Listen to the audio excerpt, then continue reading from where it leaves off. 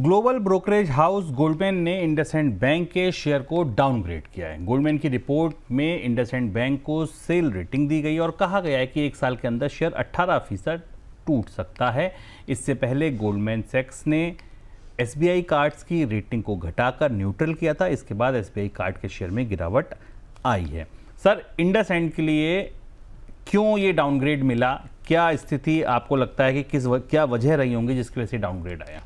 बड़ा डायरेक्ट और candid downgrade है, जिसमें गोल्डमैन सैक्स ने यह भी कह दिया है कि स्टॉक 18% तक टूट सकता है। हमने हाल फिलहाल में इंडसइंड बैंक में बहुत वॉलेटिलिटी देखी बाजार में। घोटाला खुलने के बाद इंडसइंड बैंक की खरीद भी बढ़ी, फिर बाद में बिकवाली भी हुई, पर पहली बार किसी अंतर्राष्ट्रीय ब्रोकरेज हाउस ने या किसी ग्लोबल फर्म ने इतने कैंडिड ढंग से, इतने दो टूक ढंग से ये कहा है कि स्टॉक अब निवेश करने लायक नहीं है। उनका कहना यह है कि अगर आज में पैसा लगा रहे हैं तो आप नुकसान उठाने के लिए तैयार रहिए, उनका मतलब है। और इसमें 3-4 कारण दिए हैं जो कारण गोल्डमैन सैक्स की रिपोर्ट बता रही है। पहली वजह तो यह है कि ये स्टॉक आने वाले समय में ज्यादा वॉलेटाइल रहेगा और इन्वेस्टर्स के रिटर्न को अनिश्चित बनाकर रखेगा, क्योंकि बैंक की परिस्थिति अच्छी नहीं है। महत्वपूर्ण बात है, गोल्डमैन सैक्स ने कहा है कि इसका जो रिटर्न रेशियो है वो जबरदस्त दबाव में है स्टॉक बैंक का। बैंक के पास जो आरओई है वो प्रेशर में है और ये 8% के स्तर पर रहने की उम्मीद है कि जो बेहद कम रहेगा। दूसरी चीज अपनी रिपोर्ट में गोल्डमैन सैक्स ने कहा है कि इसका जो अर्निंग फोरकास्ट है, कमाई का जो आकलन है, वो भी बढ़ा हुआ है, यानी हाई पर है।